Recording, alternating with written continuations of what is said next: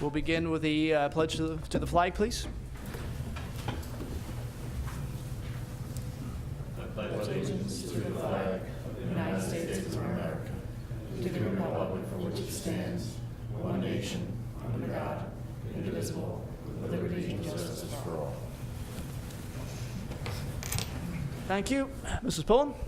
Mr. Galloway? Here. Mr. Brasky? Here. Mr. Harvey? Here. Mr. Dent? Here. Mr. Rocco? Here. Okay, thank you. Before we begin, this evening we have a presentation to the Liberty USO, but before that, about a little over a week ago, one of our elected auditors, a gentleman named Tom McGoldrick, who was a longtime resident of Falls Township, passed away. He was 85 years old. And he had served as an auditor for a long time. Quite frankly, I'm trying to remember when he started. But people will see on their agenda this evening that we have to appoint a new auditor to fill that seat. And we have to do it at this meeting because it has to be done within 30 days of the vacancy. But just in memory of Mr. McGoldrick, I'll ask for a moment of silence.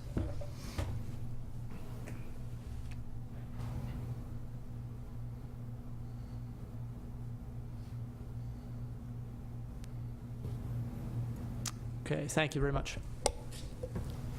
Okay, as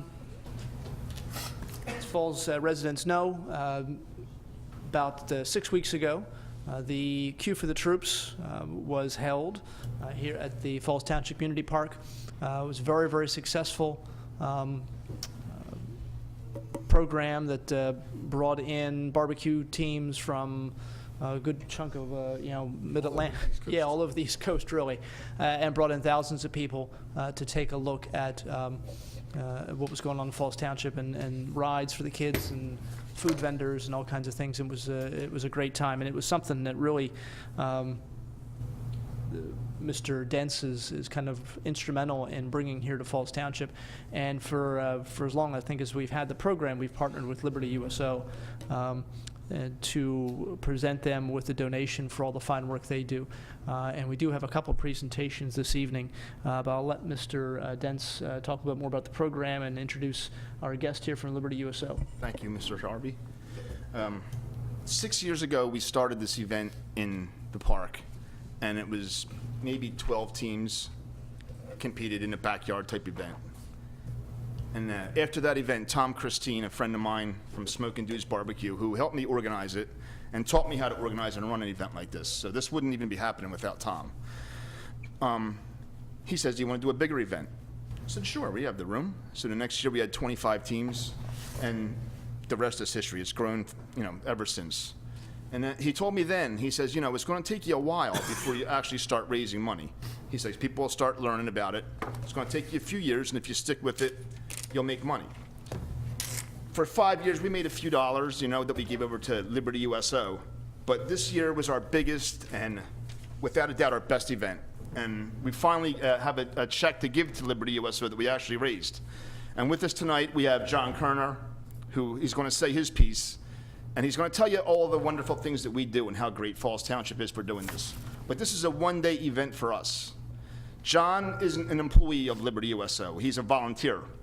He volunteers because he can, not because he needs to. John's a successful chiropractor in Bensalem. But, he puts in this every day of the year, all year long. So we're going to have John say his piece, and then we'll hand over a few checks for you. Thank you very much, Jeff. Thank you. It is a pleasure and an honor to be here once again this year. The Queue for the Troops is an astounding event that keeps growing proportionately every year, and this undoubtedly, Jeff, was your best effort. I singled Jeff out, and I really perhaps shouldn't, because the Parks and Recreation crew that you have has done just an absolutely phenomenal job, and everybody in this township should be very, very proud of them. But Jeff, you and I have developed quite a friendship through this all, and I can't thank you enough for everything that you've done for Liberty USO. For those of you that don't know too much about the USO, and it surprises me that still, after all these years of war, there's still a lot of folks that don't know what we do. We're a support organization. It basically forms a bridge between the community and the military community. Here in Liberty USO, we're We're one of the premier units in the country. We also have the pleasure and opportunity of working with the troops as they come in and out of Iraq and Afghanistan, Kuwait, Qatar, numerous places around the country. We're also the only USO unit that serves a hot farewell meal and a hot welcome home meal to every unit that trains and deploys. The year before last, we handled 179,000 troops overall. We maintain one of the premier duty stations down at International Airport, which is staffed 325 days a year, 24 hours a day by volunteers, where troops, if they're delayed for flight reasons, cancellations, they can come down, have a hot home-cooked meal, bunks to sleep in, showers, and a wonderful staff that'll cook a home-cooked meal for them at any time. It's an honor and a privilege, especially for someone like myself that has never had the opportunity of wearing a military uniform in service to our country. The appreciation from the troops is astounding, and there was sure a lot of troops that showed up this year from the 304th Civil Affairs Brigade, and I was really happy to say nobody went home with an empty stomach. And Jeff, your team did a pretty fine job, I'm happy to say. Thank you for the participation. I thank the people of Falls Township for your participation and your support of the USO as well as the troops. Beyond that, I could go on all night, and I know you don't have all that time. So I'll end with just a very, very sincere thank you, not just for what you've done for Liberty SO, but for the very fine friendships that I've made amongst each and every one of you.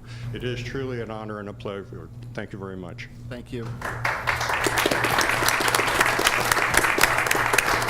As John said, I considered a small role in this event. The Parks and Recs department, Brian Andrews, Jessica Fox, and Matt Markey, who's not in the Parks and Rec, but it's almost a full-time job for them. They put a lot of work into this. But I think every department in the township building is involved, from finance and, the road crew from Public Works. It rained leading up to that event. And so they had a very little time to get that park ready. And we got compliments from many, many teams that told us they can't believe how beautiful the park looks. And they did a fantastic job. So everybody in the township building touches this, from the police to Parks and Rec and everybody in between. But we have a few people here tonight from the Falls Soccer Club who was down there. They have a donation for you. And Mr. Tim Watkins is here for them. If you want to come on up, Tim.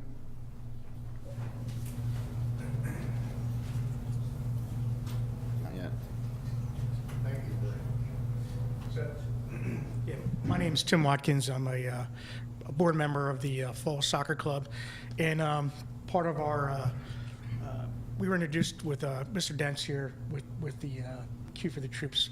So what we did was we opened our concession stand during that time frame, and some of the money that was raised, we went ahead and proceeds we want to donate to the Liberty USO, and this is on behalf of the Falls Soccer Club, the board members, and also the players, parents, and support staff there. The other part, too, is the wonderful aspect. Use the mic.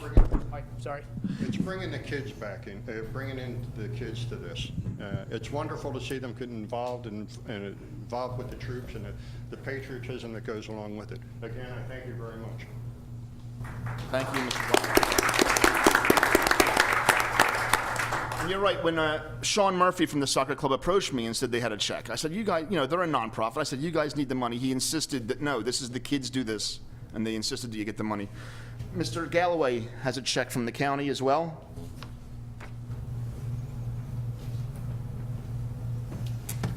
I love coming out here. These people just-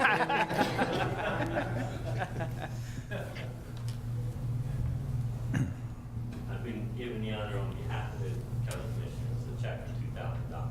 Thank you very much. Congratulations, you do a wonderful job. Thank you.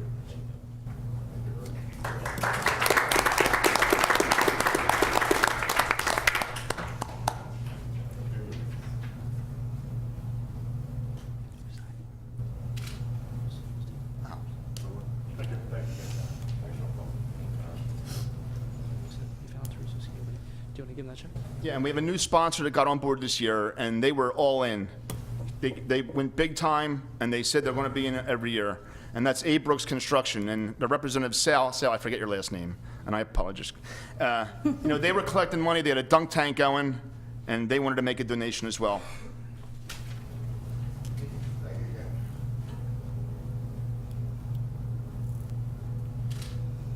I just want to say thank you for letting us get involved, and it's an honor to support the real courageous people who protect us. That's right. We decided to get behind it. We threw our marketing dollars into airplanes, promoting it, radio ads, print ads. We had a hospitality tent set up on both sides of the event, and we can't wait to be back next year. So thank you. Thank you. Yeah. A plane flying through the area advertising for us for a couple weekends. And, you know, we have a check here for $10,000. Like I said, it's taken us a long time, but we finally raised some real money for you. So, check it out.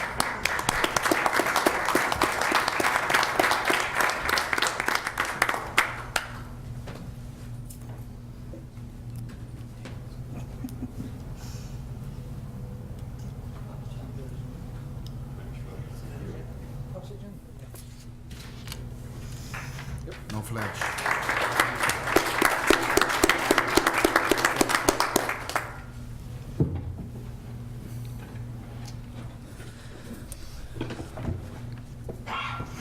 Okay, well, thank you again to everybody that's involved. I know Mr. Dents tries to minimize his role in this, but you know, anybody that has had anything to do with this over the years knows that Jeff has really been the driving force in making this a reality, and he's bringing a lot of people in, and it was something I remember thinking, you know, wondering if we were ever going to really be successful having a barbecue contest in Lower Bucks County. I didn't, you know, not necessarily, you know, sort of the hot spot you think of in America with barbecues, but it has really turned into something special. And I know in years past we've had certificates from the governor's office, lieutenant governor's offices, I mean, for winners, and it's a very, very big deal. And so I thank him for all the work he did. I echo his thanks to people like Brian Andrews, who's here this evening from Park and Rec, as well as Public Works and Fire Marshal and the police office and the police department and everybody else. So a good way to start off the meeting. So thank you, Mr. Dents, for all your work, and thank everybody else. Okay, move to agenda item number 1. Mr. Gray's handed me the sign-in sheet for public comment. I see one name on the list, Mr. Watkins.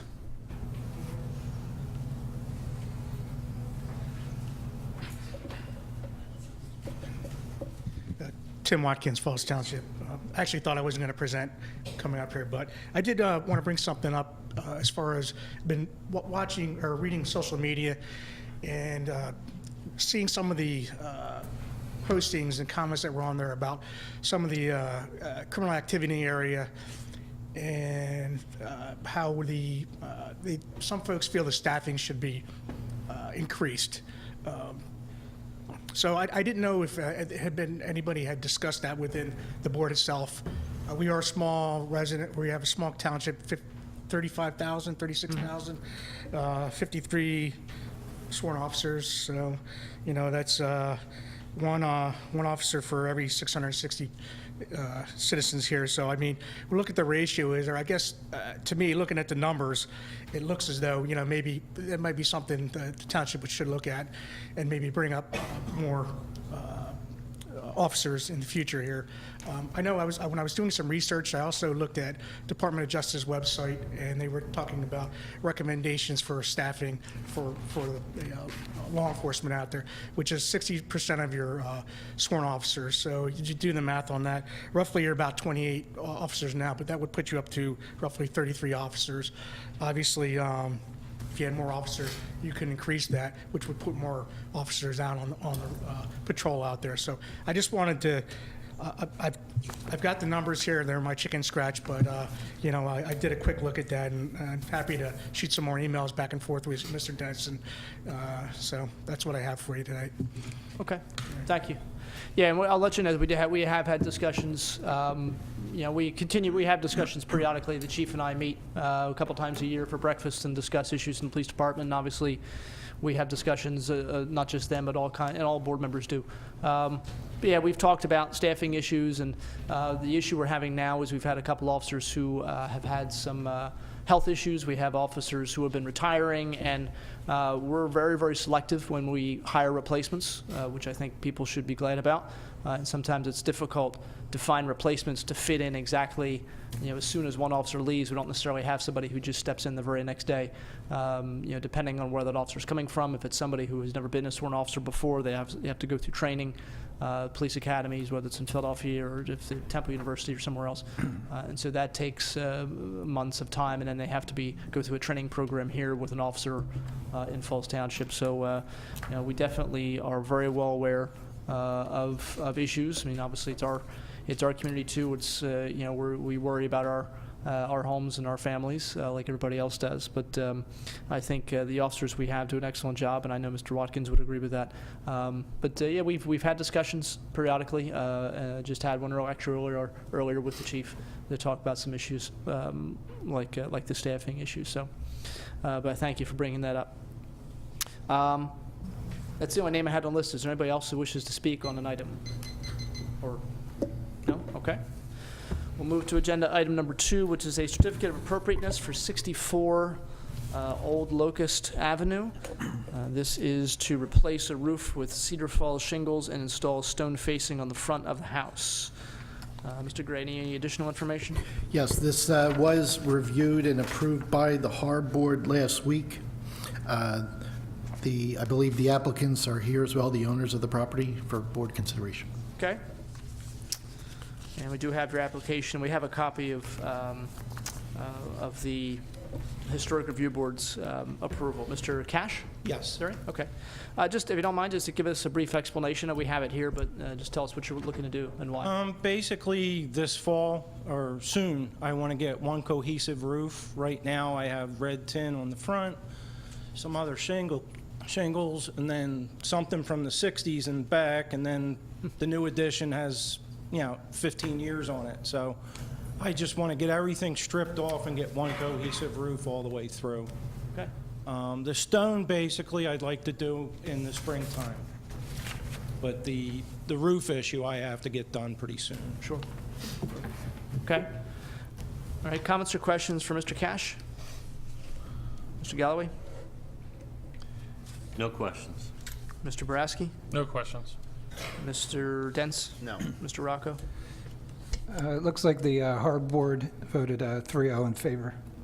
So just want to note that as well. Okay. I don't have any questions. Okay. I do just the siding I see on part of the house. You're just replacing what's not siding right now with, or not replacing, you're putting stone where there's not siding, or just doing stone on the front of the house? Just stone on the face of the front, on the one section that's set back, and then the facing of the house. Okay. All right. And the siding is it wood siding? Is this It's wood. It's going to stay that way. Okay. All right. I'm thumbing through your pictures, and I didn't realize that the third and fourth were brochures. I'm thinking, wow, that looks good already. That's what we said. We looked at it, and then, Man, I don't remember seeing that in Fallsington. That's really nice. How old is the house? The front part of the house, obviously very old. Do you know how old it is? it just says 99 years. That's usually, they put that down when they don't know the exact dates. So. Yeah, it looks probably older than that. I was just curious. It looks probably older than that, but okay. Any public comment or questions? See no hands. All right, is there a motion then to approve the certificate of appropriateness for 64 Old Locust? So moved. Second. All in favor? Aye. Okay, thank you. Thank you. Okay, item 3. Oh, sorry. Do I get this signed tonight or something? No, that's we'll be in contact with you later this week, probably tomorrow. Okay, thank you very much. Sure, thank you. Next item on our agenda, item 3, WG Lincoln Properties LP, preliminary land development, 640 Lincoln Highway. This was an item we tabled last month. There were some issues that the township had that we wanted to sort of get ironed out. Mr. Gray, do you want to introduce this? I see Mr. Hector's here with his... Yes, the applicant is proposing a demolition of an existing 1,500 square foot building and to construct a new 4,374 square foot two-story building to be used as commercial building and 2 apartments. As mentioned, Mr. Hecker is here to discuss this item. Members of the board, good evening. Tom Hecker on behalf of the applicant, who's also here as well, Greg Wasierzak, who just stood up. As Mr. Gray has indicated, this is a land development application wherein we are proposing to demolish an existing structure, a vacant structure on the property at 640 Lincoln Highway, and in its place to build a building that will contain a mixed-use commercial use, being office and storage, as well as some residential apartments. This process started by my client with an application to the zoning hearing board for the purpose of obtaining approval to put a mixed use on this property. The property is zoned NCR, and it, under the NCR zoning, needed the zoning relief in order to have a combination of both the office use as well as the apartment use. As indicated, we're proposing a commercial area.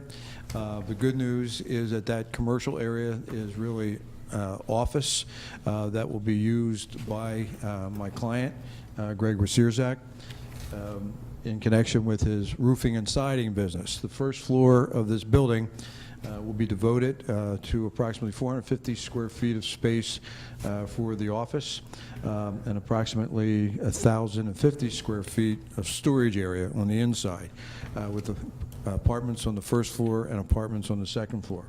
There's also a fenced-in outdoor stone area that can be used for parking of additional equipment, and there we provided significant screening with a fence and planting around that area.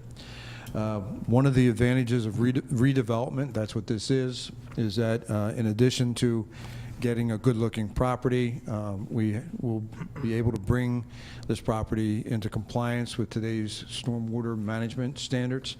Currently, this property has no stormwater management system. There will be installed, obviously, a stormwater management system to handle the runoff by the additional paving, and that is being done by two large underground basins that will handle the stormwater. That system and the calculations have been submitted, reviewed by the township engineer, revised, resubmitted, and again reviewed. So we think we're in pretty good shape as far as the stormwater system is concerned. We've providing, in addition to the stormwater system, obviously paving area with 19 parking spaces. That is 2 in excess of what is required under the ordinance. We've attempted to provide as much landscaping and screening as we can. Again, even though this is a mixed residential commercial area, we're cognizant of trying to make the property look a lot better, and we think by providing the plantings that we're showing on the plan that we certainly have been able to do it. At the end of the day, if this project is approved and moves forward, we think what has been developed by Todd Filippi, the architect,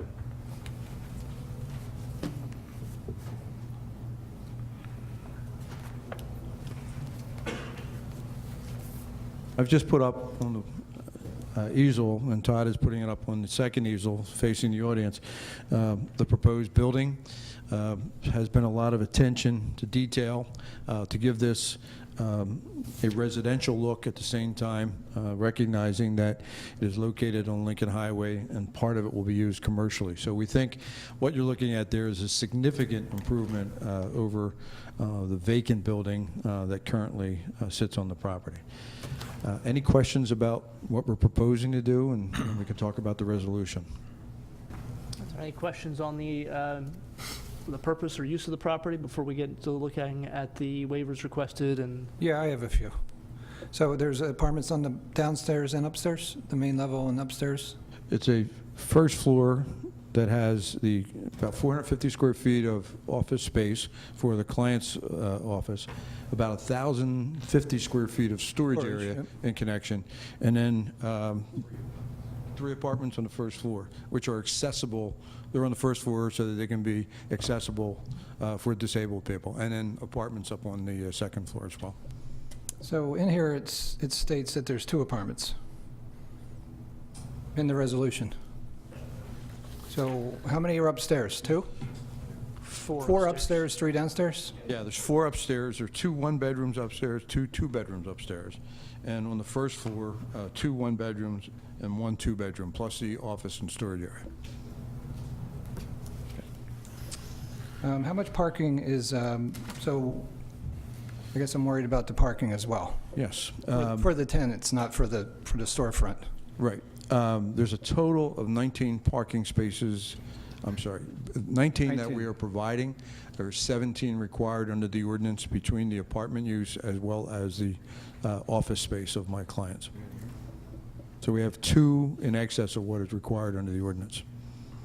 Has anything changed from the time you went to the zoning hearing board until now? Actually, yes.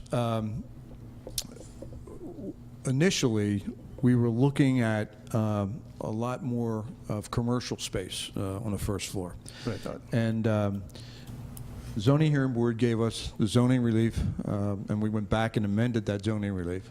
And then we went to the planning commission. And the planning commission had some issues with regard to the amount of the commercial space and the fact that the commercial space could require more parking. And also a concern looking ahead that if the property is sold and if my client's no longer operating the roofing and siding business, which is a really low intensity type use as far as parking, that, you know, a doctor or somebody moves in, you don't have enough parking. So went back to the drawing board and revised the plans and resubmitted the plans, effectively taking all the commercial off the first floor with the exception of the client's space. So that's the difference in the plan that the Planning Commission saw the second time and that the board is seeing tonight. Yeah, I think I recall it was mostly commercial with a few apartments. Now it's mostly apartments with a few commercial. That is correct. Or one commercial, actually. Yes, that's correct. Okay. Yeah, I'm not really sure how I feel about that, but I'll let everyone else ask questions or go through waivers. Any other questions on the intent? Will we take a look at waivers and, no? So can I just point out, though, it does say 2 apartments in the Right, that must resolution. be, yeah, under the first no, excuse me. Right, it's the We changed it. 1, 2, 3, 4, you got it? The 5th whereas paragraph, okay. 7? 7 the total? 7 apartments. Okay. I don't know if it references anywhere else. Property there now has apartments? It's nothing now. It's nothing now, right? It's an old auto repair, It's got a wasn't it? picture of it, yeah. It used to have the picture of Yes. Lincoln Okay, on the we've- front of it. Right. It's actually been in Right. many books because it was the famous Lincoln Highway. Lincoln Highway, right. Right. But that building's seen its day. My client, obviously, this is going to showcase his business from this location, and is really paying a lot of attention to detail, and I think is offering the fact that this is owner occupied, because he's going to be there. And he'll be a landlord that's on the premises and operating his business from the premises. How long has he been in business? Greg? Since 1994. 1994, he said. And currently, Greg, where are you located? Where's you? In Newtown. Oh, that's good. Okay. Moving Sioux Falls. Now, I was under the impression there was apartments in the existing building, no? Yes. There are? There were There 2 were. apartments in the existing building. Yeah, Yes. that's what I thought. Yep, that's correct. Okay. Okay. Okay. In terms of the waivers you're requesting, Mr. Hecker, if you just want to address those. Certainly, Mr. Harvey. There are 5, I believe 5 waivers listed in the resolution. Section 191-34D1F regarding the 500-foot clear site triangle from a point 15 feet behind the curb line. We meet the 500-foot requirement pursuant to PennDOT. We meet that at 10 feet behind the curb line, not 15 feet. So the PennDOT standard is a little bit different. We do comply with PennDOT, and PennDOT is okay with it. And since this is a state road, we're asking for a waiver to be able to use the PennDOT standard. 191-36D regards the curb radius of 15 feet on Lincoln and a curb radius of 10 feet on Oak Lane. We're asking for a waiver on the curb radius. This works with regard to traffic coming in and out. It's sufficient. If we had to comply with the radius requirements on the ordinance, lose at least 3 parking spaces, because that curb radius would then go into a couple of the spaces on Oak Lane, and at least 1 and more on Lincoln Highway. So Can you point that out for me? Yeah, sure. Thank you.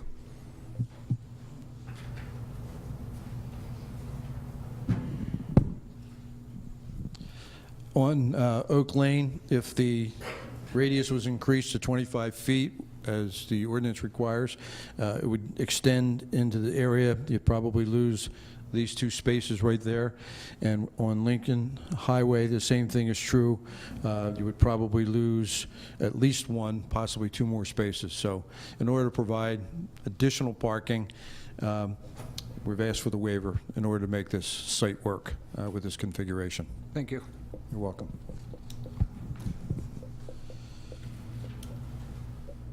Item 4 in the resolution, section 19137B, regarding the 15-foot setback from the building and required 12-foot setback from the property line. Along the property lines, we provided suitable screening and buffering where we can in the open space or setback from the building. Todd, is this building sprinklered? Yes, so should be no issue with that because the entire building will be sprinklered. The next one is 19137C, parking stall dimensions of 9 by 18 instead of the required 10 by 20 under the ordinance. Again, in order to maximize and provide as much parking as possible, we've asked for this waiver. Because this is primarily a residential use now, with very limited commercial use and activity, we think the reduction in the size of the stalls works well because you don't have a lot of in and out traffic like you do in a shopping center. We've asked for that waiver. And then lastly, 19144D is the requirement that requires the top or bottom edges of slopes to be a minimum of 5 feet from the property lines or right-of-way lines. In order to achieve the proper grading to get the stormwater into the inlets, that'll be collecting the stormwater. We're going to be grading real closer and right up to the property lines. So it's been asked and we've agreed to comply to obtain construction easements. I've already had conversation with one of the adjacent property owners. So we're doing this for stormwater management purposes, and we'll give the township verification that the property owners don't have a problem with it. And that's the extent of the waiver request. Okay. And if I can, Mr. Harvey, the plan seems pretty clear, with the exception of the outside agency approvals that we're still working on. We've received clearance from the township traffic consultant, township fire marshal. We'll take a closer look at the plan when we apply for a building permit. We've been through a couple iterations of this plan, a couple reviews, and we think we're in pretty good shape, but we're happy to answer any questions you have regarding any aspect of this. Okay. All right, we'll turn it over to board members for comments and questions. Mr. Galloway? Mr. Sullivan, do you have any lingering concerns? I have no objections to the granting of the waivers, and I have no issues with this plan. All right, thank you. That's it for me. Mr. Boraski? Just one thing. I guess it's more of just a statement than a question. I'm confused by, like, when you first came in, you talked about you were providing extra spaces, but you're asking for waivers from the turning radius and you're shrinking of the parking spots to get them spaces. So, I mean, we're really not gaining anything, right? You're getting the waivers to get the spaces. Well, we're keeping the 19 spaces, which is 2 more than required. If a waiver is not granted, we've got to go through a whole redesign. We probably lose at least 3 of those spaces, and I'm not sure what it does to the aisles and everything else. So we're comfortable that the design works, and we think that providing a couple extra spaces is a good thing. People have guests that come But without the waivers, you're not providing the extra spaces. Without the waivers, we're not providing extra space. Absolutely correct. That's correct. So, just in my opinion, you'd be providing extra spaces if you didn't need the 2 waivers.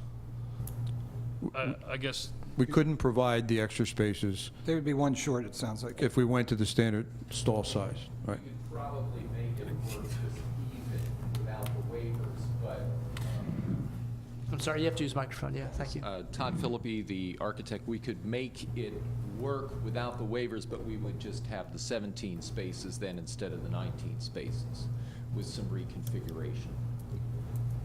And what about impervious? What would that do to your impervious calculations? Because you'd obviously have to take away some of the... Right. We're already below 80% in our first proposal, which is consistent with the commercial zoning of that area. Our first proposal, we were around 90%, and so we've cut that back with the reduction in the parking, and then also we've counted the stone area in the back as impervious surface as well. So that's been added into the calculations to get us to, I think it's 78% impervious.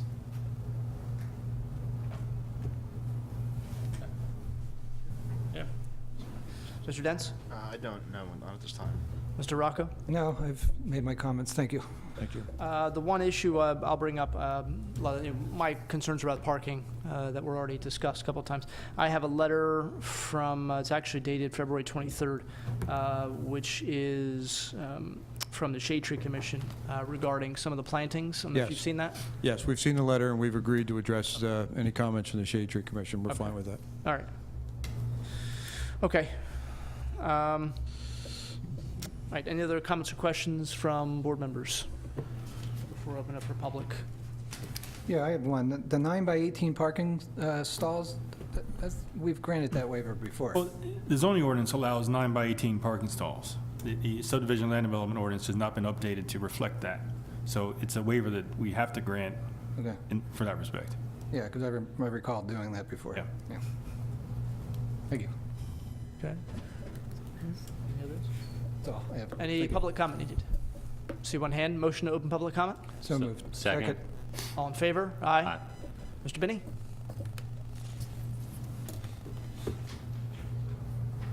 I'd just like to point out one thing. I was concerned about the parking, and I was hoping when they came back that would mean that the building was smaller, but if the building gets smaller, we got more apartments. But I'd just like to point out that the 1,000 square feet of storage that they're proposing, there's no parking spaces calculated for that 1,000 square feet. If somebody comes in and they subdivide that and put another business in there, there's no parking for them.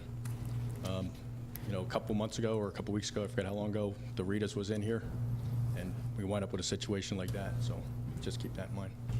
Okay, but if they subdivided it, it would be probably allocation of space, and they'd have to come before us anyway. That is correct. Yeah, okay. Well, there is actually 2 extra spaces according to our ordinance. Okay.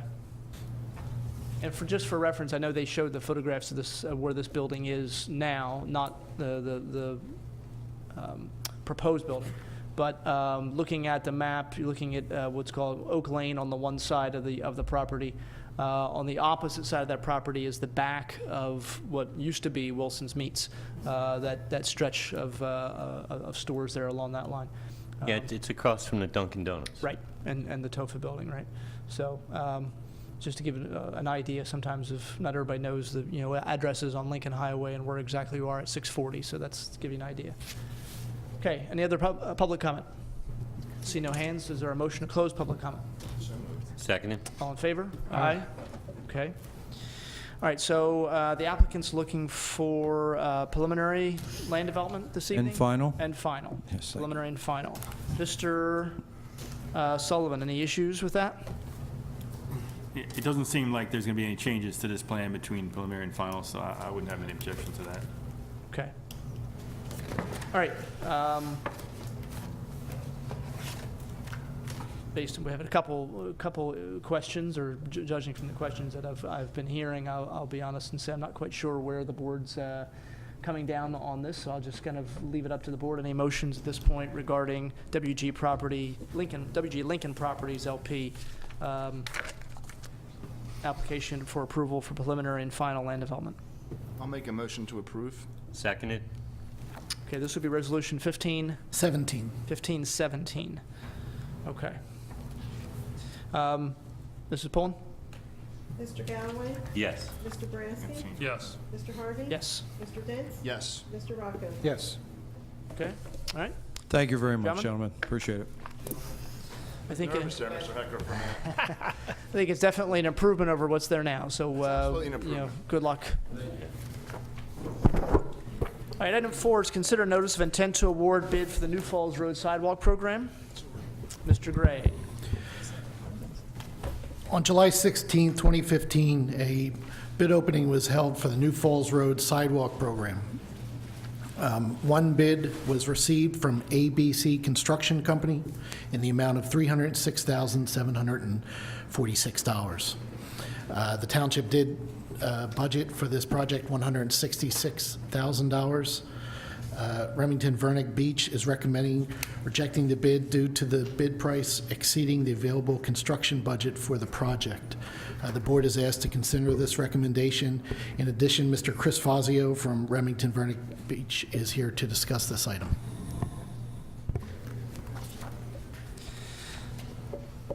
Thank you. We took the opportunity to speak to a couple of the contractors who usually bid on these types of projects, and they were very consistent. They basically said the same thing. The market's flooded right now. They couldn't cautionably put in a bid right now that was of any worth, just because they have too much work on their plate. They did say that they definitely would put a bid in if we put this out to bid again in the month of November. The idea being this would be their first bite at the apple for 2016. This would be the first project they would work on. So our recommendation moving forward is, again, go out to bid again in November, hopefully get good bids, get competition, and then March of next year, you're into construction. Okay, comments or questions for Mr. Fazio? None. Mr. Boraski? Well, I mean, I would agree with that. I'm just curious where, so you're going to, the $300,000 is based solely on that? We still think that it would be around $160,000 if we go in November? I can tell you that we're projecting it's going to be less than 200, absolutely. Okay. It's kind of hard to tell, I guess, at this point. We have the two contractors we spoke to. We have a very good relationship with them. We've had very good experiences with them, and they both said there's just too much work on the street right now. We're seeing it everywhere. There's a lack of competition everywhere, just because I guess it's a good sign the recession's gone. Knock on wood, but there's work out there again. Are there comments or questions? No. Yeah, do you think the bid spec's a little complicated with all of our alternates? I think there was like there's 6 alternates or something in there? I don't. Okay. We frequently bid out projects in this manner, and all the contractors are used to it. They understand how we bid our projects. I really don't think that was an issue. Good, okay. Fair enough. Okay.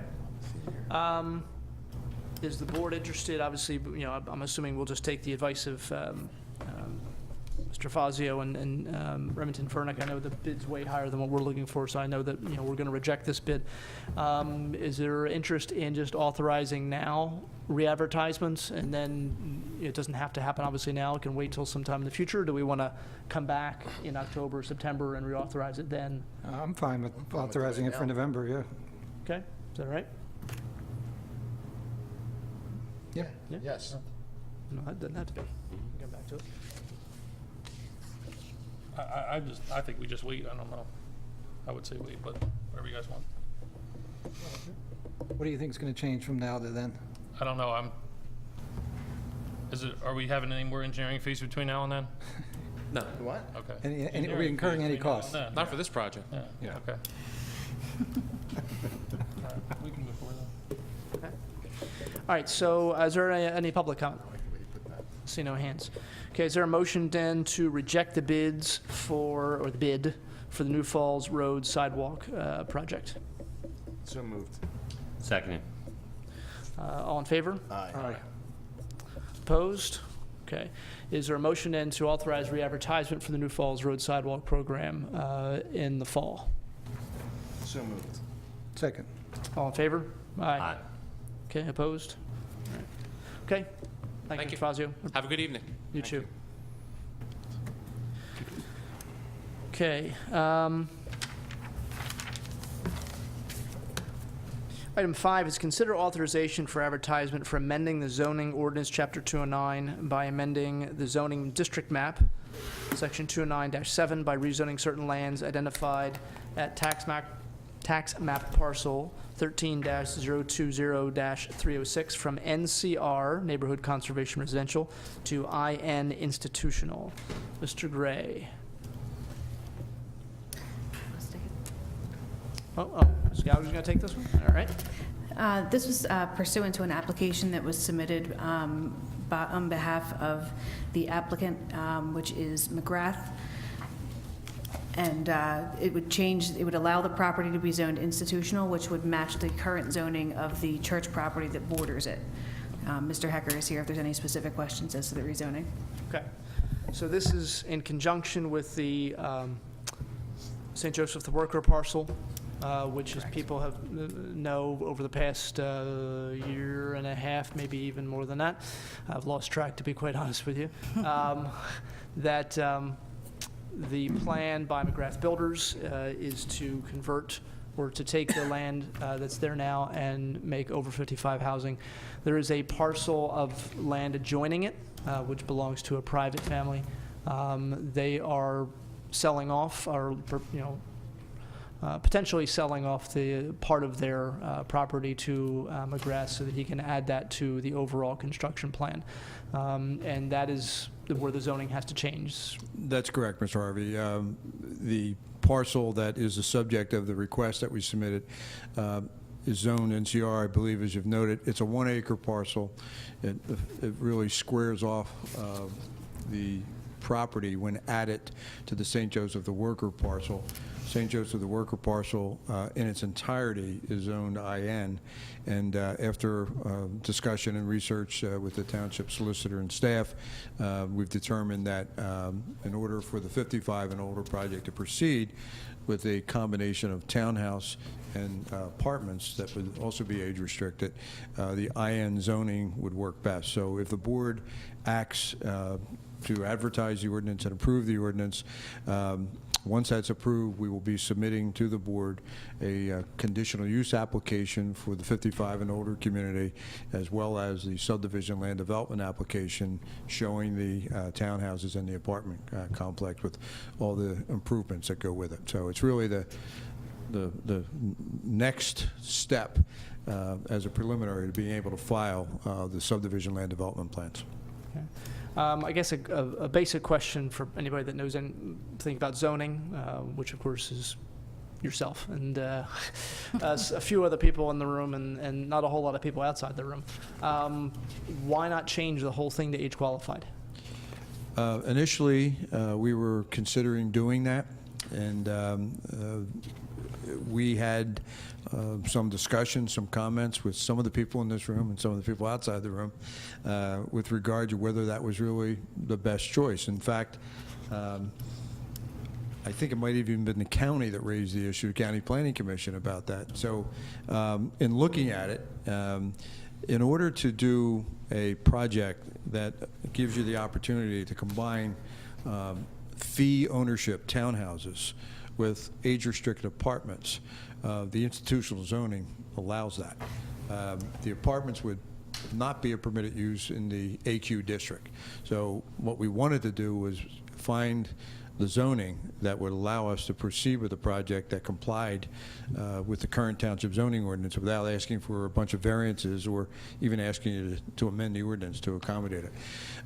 What my clients have discovered is that there is a desire, and we think a real market, for people who hit that magic 55 and older age and want to downsize a little bit and be part of a community where they don't have to cut lawns and all. And in some instances, want to be able to provide accommodation for elderly parents who are still around. So we're seeing a synergy in some locations where a parent or other family member would live in the apartments and a couple might move into the 55 and older community. So the institutional zoning really became a way of putting those two uses together, all under the age-restricted umbrella. And the clubhouse, which would be built as part of this project for community living activities, would be available to both the people in the apartment as well as the townhouses. But long way of answering your question, I know, but to make this project work, and when the church property became available, we already had the school property. When the church property became available, and we have a commitment from the Archdiocese to allow us to purchase it, it just seemed to make sense to move forward with a mixed concept like this. So that's why. Okay, all right, thank you. All right, that was a question I had. Other comments or questions from board members for Mr. Hecker or for Mr. Clark or Ms. Gallagher? Mr. Galloway? No, it just seems that this property that we're talking about is just about surrounded by the St. Joe's property, right? By what property, I'm sorry? By the St. Joe's property. Oh, yes, absolutely, yes. And the St. Joe's property is already institutional, so That's it just correct. Yeah, makes this just sense. adds one more acre to that. Yeah, so we've done such things in the past, I believe, with different, when they're all surrounded by something that holds a different zoning. Right. So it sounds reasonable. Mr. Boraski? No questions. Mr. Dents? I'm 45 and don't want to cut grass anymore. And haven't since I was 35, but other than that, no. Mr. Rocco?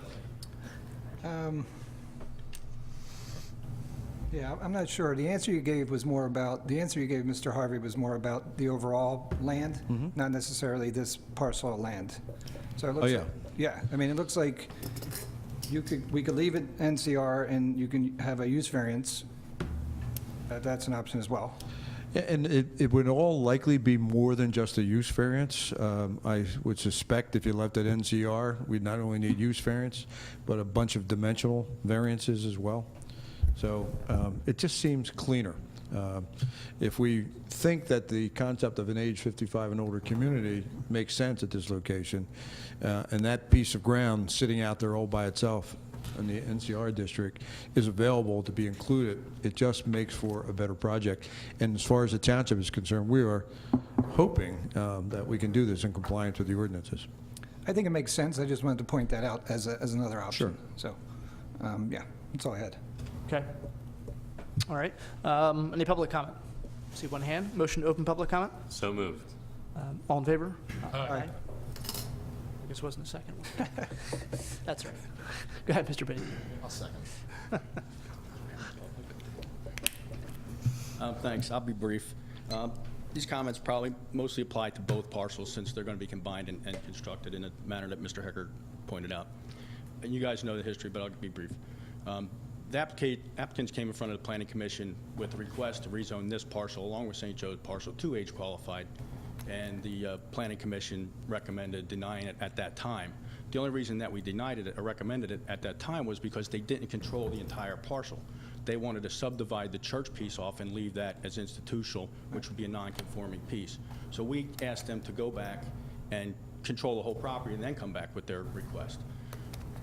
Between that time and the time they came in front of us again, they realized that if they could convince you that a townhouse is a multifamily house and is permitted in the institutional district, even though in a definition of the zoning ordinance it clearly says it's not, it's a single-family house, that they could reap a lot of benefits by maintaining the institutional zoning district. And I'll just point out a few of them. In the institutional zoning district, you're allowed 70% impervious surface, compared to 45% in the age-qualified district. That's a 25% reduction, and on a property this size, that's a couple acres. That's a couple acres less impervious that's going to drain into that ditch that's or the stream, excuse me, that's next door to the property. In the institutional district, there's a 30% building coverage compared to a 25% building coverage in the age-qualified district. 10% reduction in building density. In the institutional district, there is not a requirement for outdoor or indoor recreational activities. There is in the age-qualified. There's density controls in the age-qualified versus the institutional district. There's impervious surface benefits to having an age-qualified. There's building coverage issues, benefits to having an age-qualified. If you're okay with the concept of the townhouses and the other things, then you should zone it in an appropriate manner, and that is for the age-qualified for the townhouses. Thanks. Okay. All right. Thank you. Any other public comment? See no hands. Is there a motion to close public comment? Second. All in favor? Aye. Okay. All right. I know this project, and some history and some things I've heard over the past couple of years about this project. You know, some people have asked, well, why didn't the township buy this parcel when they knew it was for sale and just, build the new township building there or make it into a park, use open space money? And the simple answer is that nobody ever came to us and told us it was for sale. I heard the property was sold when Father Birch said it in Mass one Sunday. And that's when I found out the property had been sold. In fact, I even asked him after Mass, I said, who'd you sell it to? Because he didn't say, and I had no idea. And of course, immediately people started coming up to me at the parking lot and saying, what are they building? I have no idea. So certainly the idea that the township should have done something to stop the sale of this property, should have saved St. Joe's, et cetera. And I think a lot of the people who were parishioners there believed that by selling off part of the property, most of it, quite frankly, that it would save the parish. The parish would stay. The decision in Philadelphia was a different one than what people hoped for, and I know that's a very sad thing. It was the church, certainly my wife grew up in, her family grew up in. It was the church where my daughter was christened and baptized. My son was, christened rather, and made communion, and my son made communion, and it's a church we went to for a long time. So it is sad whenever it happens. It's happening a lot in this area of Bucks County. We're looking now at the next phase of this piece of land. We do have a very old population in Falls Township. We have one of the highest elderly populations in the 5-county area. And so I think that my personal opinion is moving forward with a project like this does make sense. With regards to the issues of zoning, institutional versus age qualified, in terms of, had discussions with Mr. Clark regarding the definitions that Mr. Binney had referenced. And we actually had a discussion earlier with Mr. Galloway because he had asked a similar question. And it does appear that our zoning code's a little bit open in terms of what exactly qualifies as single family versus multifamily and where a townhouse fits in. And that's something that we're looking to kind of tighten up. But of course, this project is already in the works. We've had some public comment and board comment. I don't know if there's a motion. We're authorizing advertisement right now. We're not changing zoning, and this is, again, a 1-acre parcel. It's obvious, it should be obvious to anybody that this is obviously the first step in a project that's been talked about for a long time.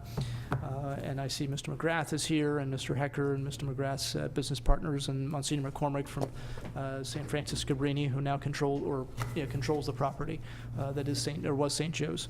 The church is now closed officially as of July 1st. It was a worship site for the past year, which was what the Archdiocese, their normal operating procedure, but it is now closed. And I had actually people asking today on Facebook, actually, somebody asking about, how long is the building going to be up there? We're going to get a chance to take pictures. We're going to get a chance to do this or that. And simple answer is, we don't know. And so that's kind of why we're here. But this is authorizing advertisement for the change in zoning at our next meeting in August. It'll actually be the September meeting because it has to go up to the County Planning Commission at least 30 days prior. That's right. Okay, so it'll be a September meeting. This will come back to us on actually changing the zoning for this 1-acre parcel. But as for right now, we're looking to authorize advertisement. Okay, so is there a motion to authorize advertisement for the change in zoning for tax map parcel 13-020-306? So moved. Second. All in favor? Aye. It's a no for me. Opposed? Okay. Opposed. All right. Thank you, gentlemen. I'd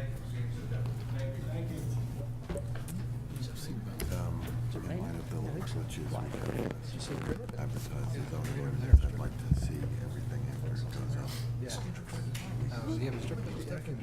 Letters sending it everywhere it needs to go. All right. Okay, next item on our agenda is consider quote for roof repairs at Falls Township Community Park. Mr. Gray. A. Brooks Construction provided the township a quote dated July 8th for reconstruction of the roofing on the pavilions at the Falls Township Community Park.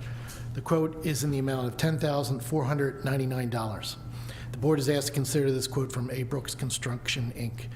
In addition, Mr. Brian Andrews from the Park and Rec Department is here to further discuss this item. Evening, everyone. Mr. Andrews, so tell us, what are we replacing? The roofing in Pavilion A over by the soccer fields, the tongue and groove roofing, plywood, so forth, it's rotted out. You can see it by just looking at it. It's the third closest to the concession garage building. You can see it by visual. It's just going to get worse. Anything with the roof, once you get water in there, it's just going to get worse. And That pavilion's used so much, you know, especially this time of year, April through October, every weekend. Fall soccer uses it, summer concerts, you name it. So I think we should get on it now and get it taken care of. All right. And Mr. Gray, we did get a couple different quotes. We did secure 3 quotes from 2 other vendors as well. Okay. So, all right. Comments or questions for Mr. Andrews or Mr. Gray? None. Okay. All right, public comment? See no hands. Okay, is there a motion then to authorize the reconstruction of the roofing at the pavilions at the community park in the amount for $10,499, A-Brook Construction? So moved. Second. Mrs. Pullen? Mr. Galloway? Yes. Mr. Boraski? Yes. Mr. Harvey? Yes. Mr. Dent? Yes. Mr. Rocco? Yes. Thank you. Thank you. Thank All you. right, item 7 is consider appointment to fill vacancy in the Board of Auditors. Again, I mentioned at the beginning of the meeting, we had a moment of silence that one of our auditors, Tom McGoldrick, passed away. We have 30 days from the time of the vacancy to fill that position. We would not meet again in August until after that 30 days had passed. So we're looking to fill this position tonight. The auditors in Falls Township are elected. Their job is essentially to meet on the first Tuesday of January with the manager or the finance director and to ratify the depositories that they have outlined for us and also the bond that is set by the finance director. In other municipalities, one smaller than ours, for example, like most of the rest of the Commonwealth, auditors actually do audit. But here, with a township our size and with a budget our size, we hire professional auditors to come in and do that. The other position, the other job auditors would have, but we don't have that situation, is if one of the 5 members of the board up here were also a township employee. The auditors would set the salary and benefits for that supervisor, because otherwise the supervisor would be setting it for him or herself. So you have an independent auditors board that would do that. And obviously, we don't have that situation here either. So. And they cut our grass. You left that out. They don't cut my grass. I don't know if they cut your grass. And does this, do they fulfill the term, or do they have to? This auditor would, because it is, more than 60 days before the election, before the next election, this position will go on the ballot. So that we actually be electing 2 auditors. This seat would expire at the end of 2017. Correct. And so whoever gets elected to fill this particular seat would only fill 2 years. And obviously, they could run again if they wanted to, but because the other position that's up is a regular 4-year auditor position. Right. So whoever we appoint to this is good until 2017? No. Whoever we appoint tonight is good until December 31st, unless that person runs for election and wins. So. Okay. So they're on about November. They can be, if they want to be, yes. We will notify the Board of Elections, and then the Board of Elections will place it on the ballot. The Board of Elections will then contact the political parties who are registered in Falls Township, and each one will be able to, or if there are more than one, will be able to place a candidate on the ballot for the November election. And then whoever wins that will be sworn in January and will serve till December 31st of 2017. Okay, got it. That's what I thought. Okay, all right. So the chair will entertain any motions to nominate anyone to fill the vacancy on the Board of Auditors. Sure, I'll make the motion to appoint Mr. Richard Spickler. I've actually personally known Mr. Spickler for probably 35 years. Lifelong resident, I think about 60-plus years of Fairless Hills. Veteran and a retired electrician. So I'd like to make that motion. I'll second that motion. Okay, motion made and seconded. Any public comment? Board discussion or questions? All right. All in favor? Aye. Okay. All right. I see Mr. Spickler is here this evening. He didn't really have any interest in speaking, which is fine. But we will set up for you. We have to contact Ms. Justice Kozlowski to get you sworn in, but we'll let you know. We'll set that up for you. Okay. And thank you very much for volunteering to serve. Thank you, Mr. Spickler. Okay. Item number 8 is consider authorization for advertisement for the 2015 road program. Mr. Gray. The Board of Supervisors is asked to consider authorizing advertisement for the 2015 road program. The 2015 road program will consist of mill and overlay improvements in the Makefield Road Village section of Falls Township. The roads to be included for mill and overlay include Christina Court from the intersection with Rice Drive to the cul-de-sac end, Anna Marie Drive from the intersection with Bernard Drive to the intersection with Rice Drive, Angela Avenue from the intersection with Rice Drive to the intersection with Lesha Drive, Rice Drive from the intersection with Floral Drive to the intersection with Lesha Drive, and Mark Anthony Court from the intersection with Makefield Road to the cul-de-sac. T&M engineers will complete the advertising requirements. Dates of the advertisements are scheduled for July 27th and July 30th. The bid opening will be held on Friday, August 14th, and Tuesday, August 18th will be the proposed date for presentation to the Board of Supervisors for consideration of a notice of intent to award. The board is asked to consider authorizing advertisement at this time. Okay, comments or questions for Mr. Sullivan? Mr. Galloway? No questions. Mr. Boraski? Mr. Sullivan, after the notice of intent to award, the work will start in the fall or right away? No, the responsible contractor determination period will have to run from the notice of intent on August 18th to approximately September 17th. And once that has been, once our determination has been issued, then the work can proceed. According to our schedule, the notice to proceed will be scheduled for about Monday, September 21st, and the contractor will have 60 days to finish the project. Okay. The mill and overlay is pretty straightforward, right? Mill and overlay, we give them 60 days, but it should take like 2 weeks. So Yeah. we'll see how that goes. So once this is bid on, we can't adjust the documents, the bid documents, or the contract, or can we change that afterwards? In other words, like, is there language in there that says that, you know, we dictate the schedule that they're gonna keep, when they're gonna do it? Yes. And, you know, that they can't change that, that's in there? Yes, it is. Okay,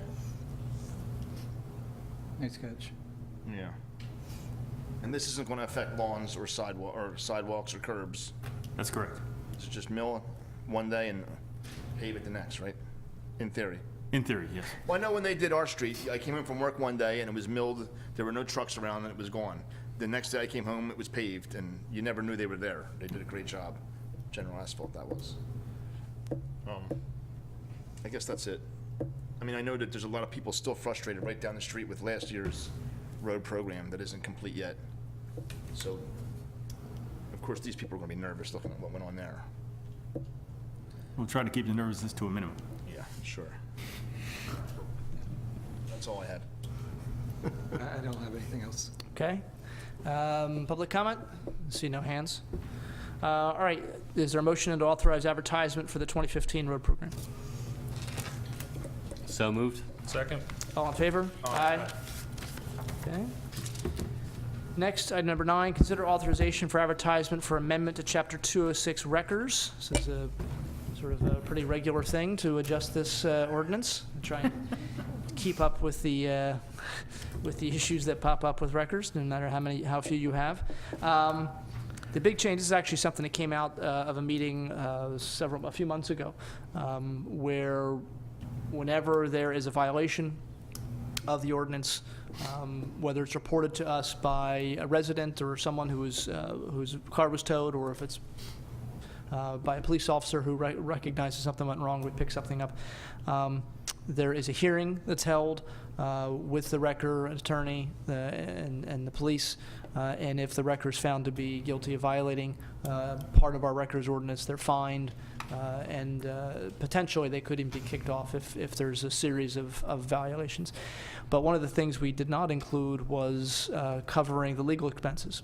And so every time this happens, the Falls Township taxpayers have to pick up the bill.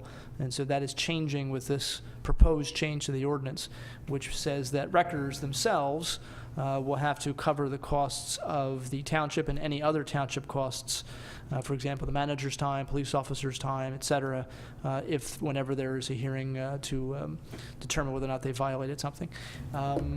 Ms. Gallagher, did I steal all your thunder? Did I leave anything for you?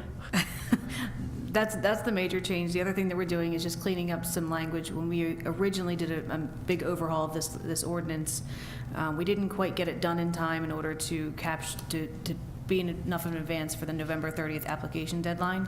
So we extended the deadline for the 2012 calendar year applications. We're just removing that language going into the future because it's not necessary. Okay. All right, thank you. Any comments or questions from Ms. Gallagher?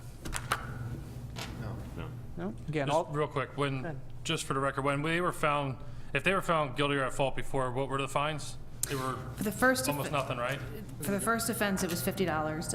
Unless there was a violation of the fee schedule, we treated that much more seriously. But typically, it has been $50 for the first offense. But the lawyer fees, I mean, you know what they Oh, charge. no, I know that. I'm just trying to point out that, to somebody, it was probably no big deal. They paid the $25 and they move on. Right, now they'll be a little more careful. Absolutely.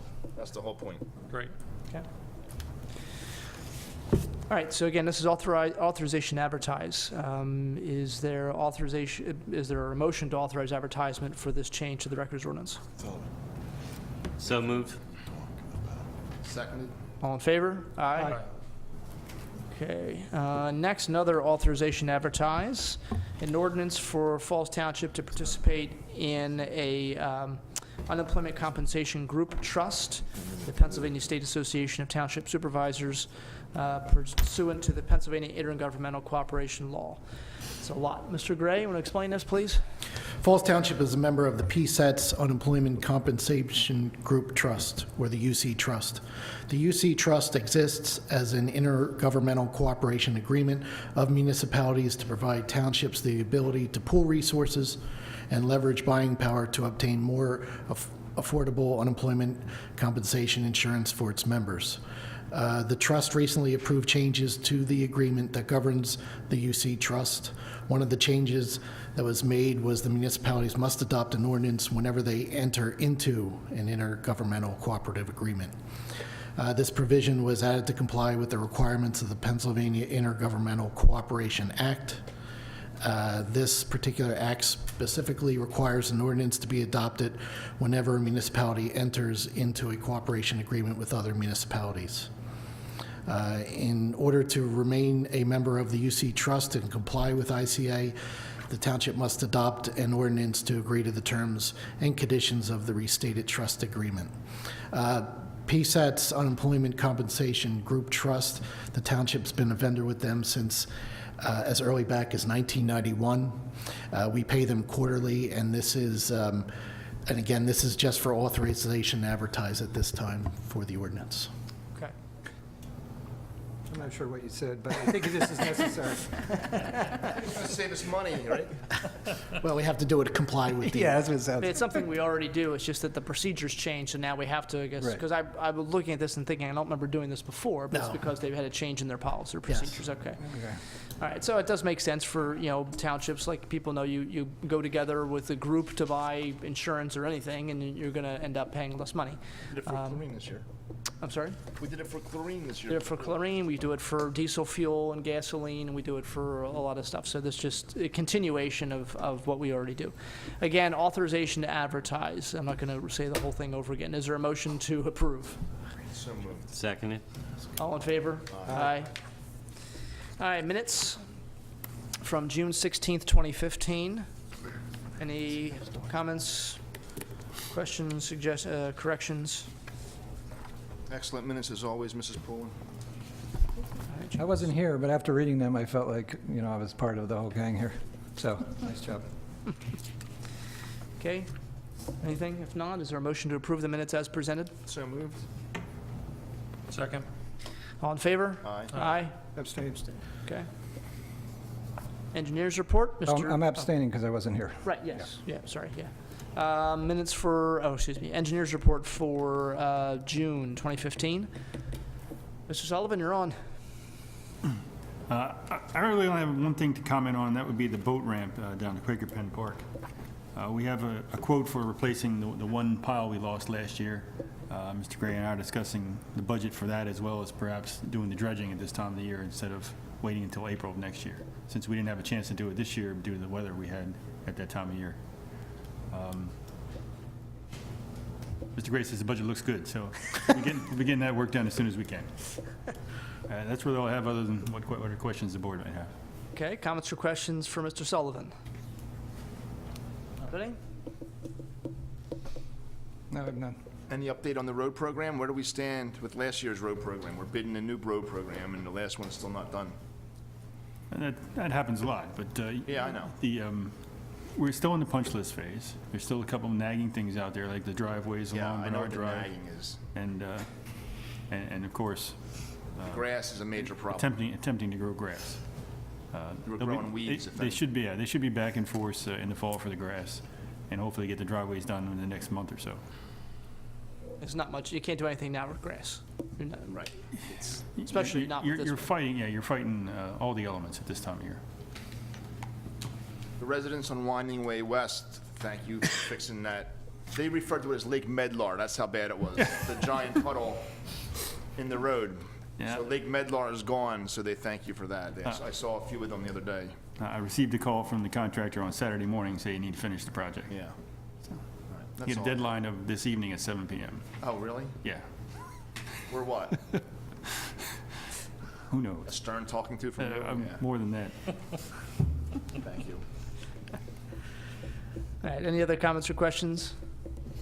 All right, is there a motion then to approve the engineer's report, or accept the engineer's report for June 2015? So moved. All in favor? Aye. Okay, bill list for July 21st, 2015. Bills are in the amount of $2,787,092.13. Of that, $2.8 million, roughly $1.4 million, so half, is payroll. Another almost $300,000 is health insurance, as well as workers' compensation insurance. $33,000 in electricity, which I think is might actually be double what we paid in legal fees. It's a first. And I thought there was another sort of big item on here. The streetlights being replaced, that was I think $30,000 for that. So, comments or questions? And some of the money obviously isn't township money, about $70,000 is escrow from developers. $34,000 roughly is crime prevention fund from the state. Highway aid is also a state fund that's over $51,000. Again, just giving people an idea where the money's going. Comments or questions regarding bills to Mr. Gray? Okay, is there a motion to pay the bills, $2,787,092.13? So moved. Seconded. Mrs. Pullen? Mr. Galloway? Yes. Mr. Brasky? Yes. Mr. Harvey? Yes. Mr. Dent? Yes. Mr. Rocco? Yes.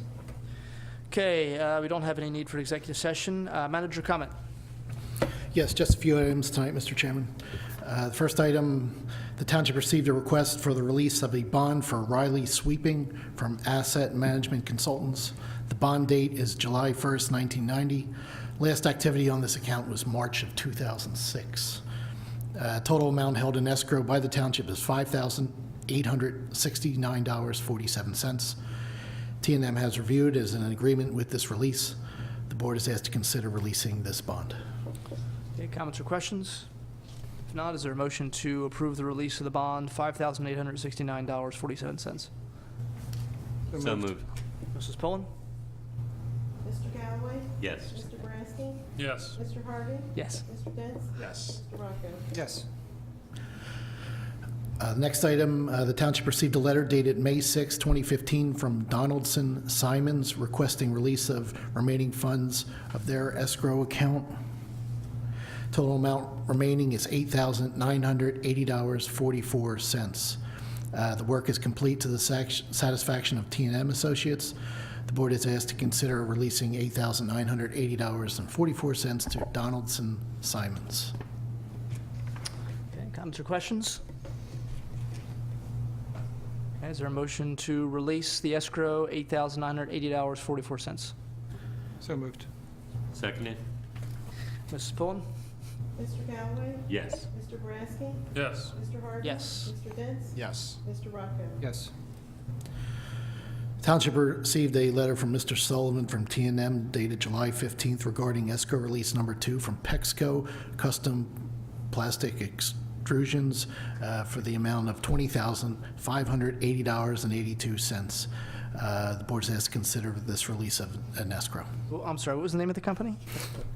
Pexco Custom Plastic Extrusions. Okay. Oh, okay, I got it here. All right, thank you. Comments or questions? None. Is there a motion then to approve the release of the escrow, $20,580.82? So moved. Second. Mrs. Pullen? Mr. Galloway? Yes. Mr. Brasky?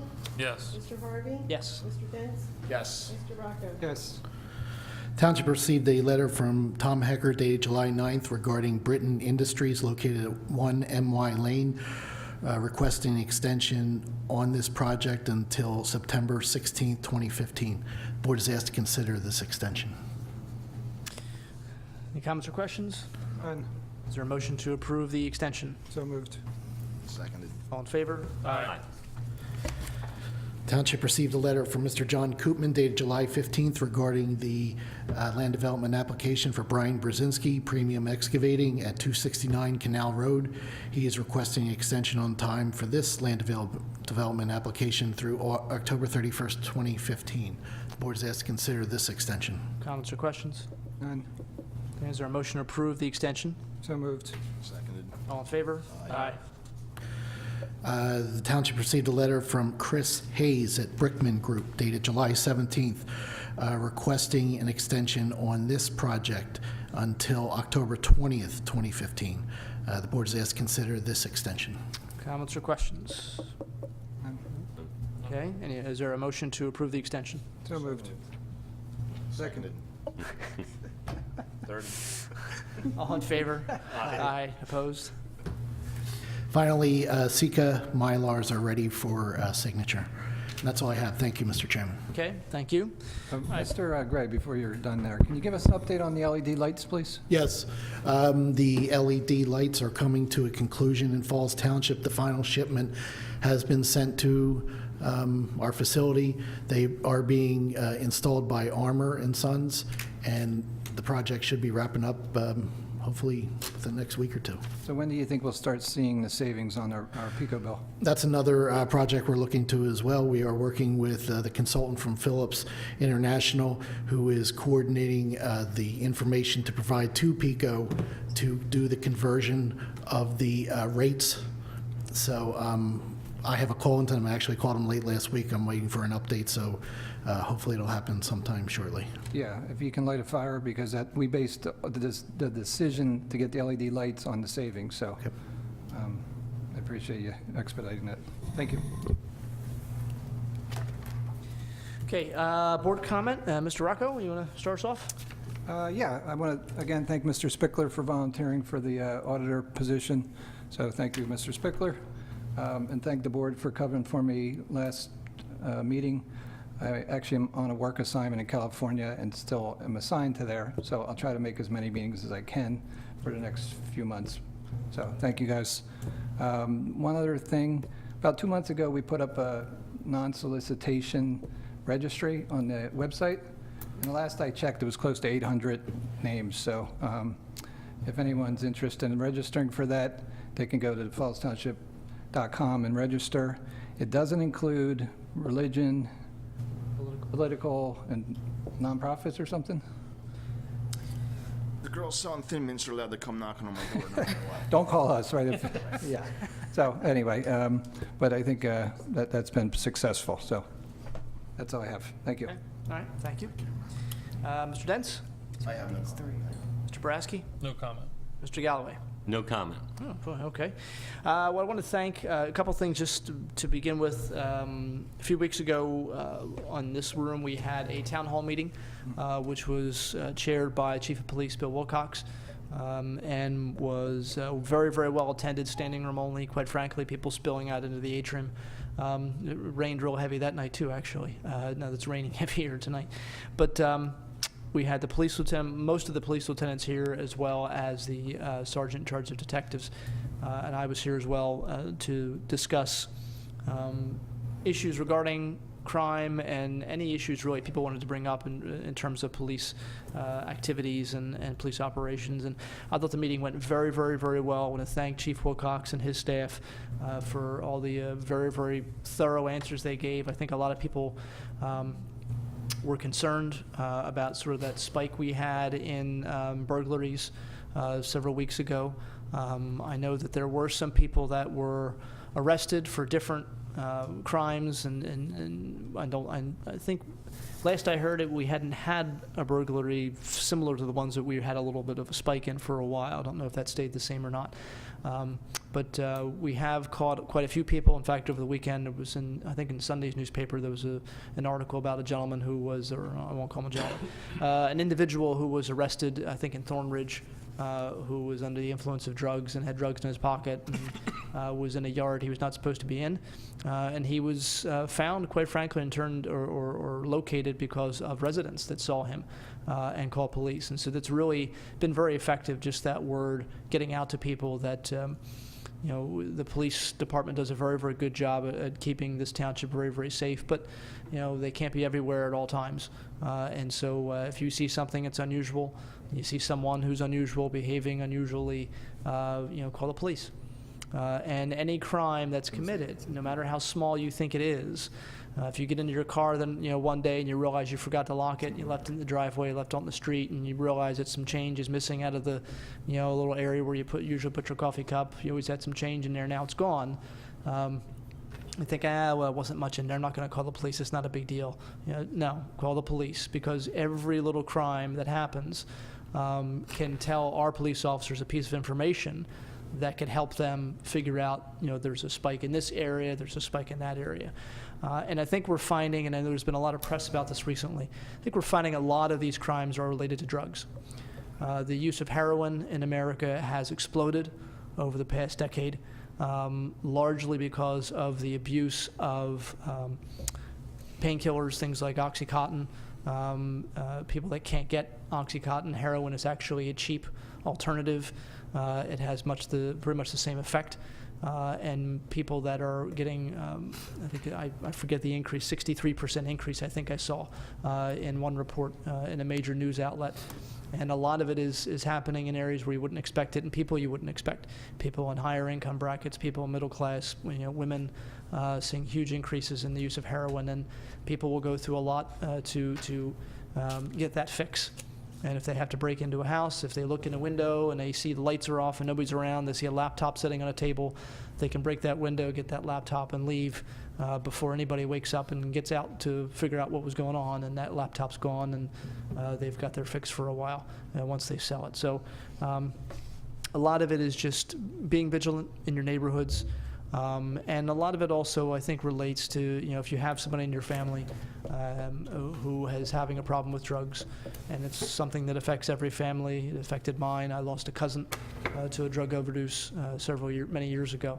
It's something that affects everybody, so there's nobody's too proud to be affected by this. Get them help.